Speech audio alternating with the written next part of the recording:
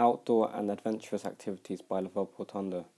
An outdoor and adventurous activity is an activity which has a natural environment which is perceived risk to a real risk.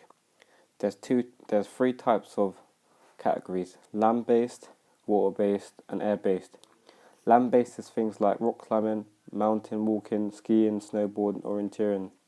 Water-based, kayaking, windsurfing, sailing, canoeing, and surfing. Air-based, paragliding, parasailing, gliding, and parachuting. What is rock climbing? Rock climbing is where an individual climbs rocks, usually on a wall, with aid of ropes and special equipment. The type of equipment used for rock climbing is a harness, rope, slings, belay device, cord, and a rappel rack. The national governing body for rock climbing is British Mountaineering Council. There's also instructor qualifications.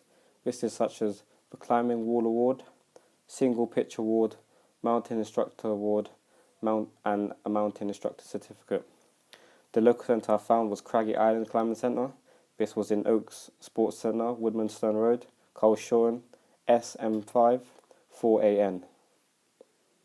The next activity I'm going to talk about is skiing. What is skiing? Skiing is a recreational activity where the individual attaches skis to the boots or shoes on the feet and uses them to travel on different surfaces such as snow. The equipment used for skiing is skis, ski boots, ski binding, poles, waterproof jacket, waterproof snow pants, gloves, and ski goggles.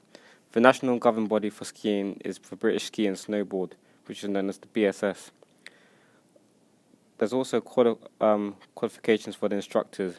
This is the CSIA Level 1 and 2, the CSCF Entry Level Race Coach Course, CFSA Snowpark Certification Course, and the NZSIA Level 1 and 2. The local centre I found was the Snow Centre in St Albans Hill, Hemel Hempstead, Hertfordshire, HP3 9NH. The third activity I'm doing is kayaking. What is kayaking? This is when the individual uses a kayak moving across the water by the sitting position of a paddler and the number of blades on the paddle. The equipment used for kayaking is a kayak, a helmet just in case you hit your head on the rocks or anything like that, a personal floating device, a buoyancy aid, and a spray deck. And also a wetsuit just to keep you warm. The national governing body for kayaking is the British Canoe Union. The instructor qualifications are the BCU 1, 2 and 3 star certificate, and then the 4 and 5 star awards and the BCU level 5. The local centre I found was the Surrey Canoe Club, 7 Park Road, Surbiton, KT5 8QA.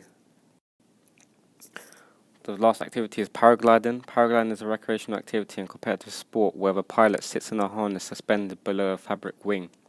The equipment needed for paragliding is a helmet, a harness, a paragliding suit, and an intermediate paraglider. The national governing body is the British Gliding Association, which is also known as the BGA. The instructor qualifications you can have are the Club Pilot Certificate and the Elementary Pilot Course.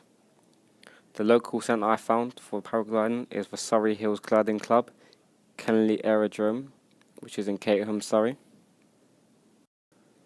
Now I'm going to be talking about the Countryside Code. The Countryside Code is something you need to follow when going through forests or anything like that. Now I'm going to be talking about the Countryside Code. The Countryside Code is rules you should follow when going through the countryside or going through forests. The first thing you should follow is the rule respect other people. This is basically considering the local community and other people enjoying the outdoors. Leave the gates and properties as you find them and follow the correct footpaths unless wide access is available. This is because people who live there can complain and you'll end up getting in trouble. You also need to protect the natural environment. This is so you don't ruin anybody's habitats such as the animals or anything around there. Leave no trace of your visit and take your litter home. People don't want to be complaining about you, about leaving litter outside their property or anything else. And you also need to keep dogs under effective control. This is because it can annoy others. And, for example, if someone's sleeping, it could wake them up and they could complain. You also need to enjoy the outdoors. So basically, you need to plan ahead and be prepared. If you don't plan ahead, you could end up getting lost for hours and hours and hours. And you need to be prepared for the things such as the weather and the footpaths you're going to be taking, because there might be animals around. And also you need to follow advice and local signs. Local signs will help you to get to your destination. Environmental considerations. The first activity is rock climbing. Rock climbers hammer bolts on climbing routes, and in the process they sometimes ruin or harm the nature of rocks. The plants and small shrubs growing near the base of the rocks are trampled on and cut back. Lichens and fungi growing on the rocks are spoiled, and animals living in the climbing area are forced to displace whenever humans are around. Also, rocks might fall from above, so a helmet is necessary just in case you end up having a head injury. Indoor rock climbing. Watch out for people assisting you when you're coming back down from the top of the rocks. You also be careful of the loose artificial rocks, because if trying to climb on them, it could give way, ending in you falling, as they're very loose. Kayaking. You need to be careful of the water animals such as a fish, which could be in the water. Therefore, you be careful of how you are using the paddles, and also not try to litter in the water or put any other chemicals in it, as it can harm the animals such as a fish. Also, follow the rules from the instructors. This could be things such as the enter and exit entries. For example, you should shuffle in the kayak to get into the water. Skiing. Outdoor skiing. When skiing down the slopes, individuals need to be careful because there are many rocks and maybe trees around. Therefore, if they are not going down the slope at a controlled pace, then they can fall onto the rocks or trees, causing a serious injury, which is a real risk. Indoor skiing. This is more of a controlled and safe environment because there are no wildlife such as trees or rocks around, so risk of injury is reduced. However, if you do not follow the instructor's instructions, then the individual will end up getting injured. Paragliding. Paragliding shouldn't be done near any wildlife or near nature to prevent it from getting ruined.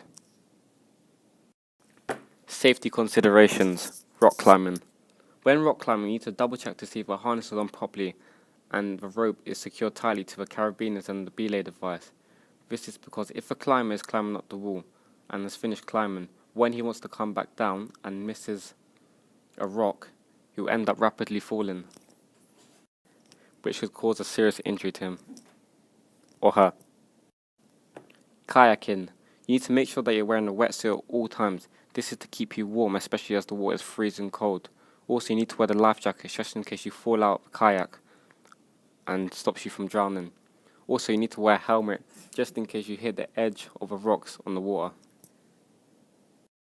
Skiing.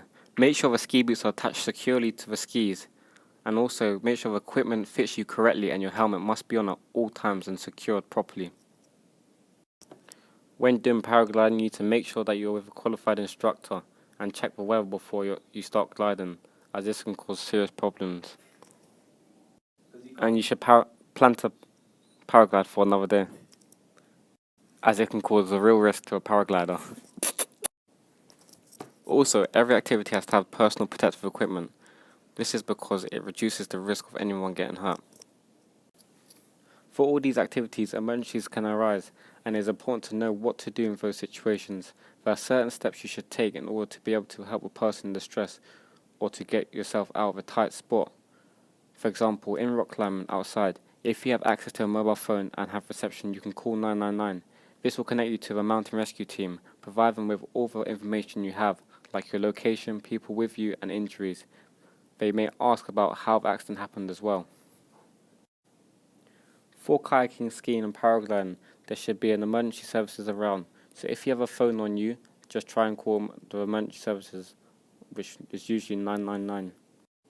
Also, risk assessments should be done before checking the environment of activity and the equipment. Distress signals can also depend on the activity.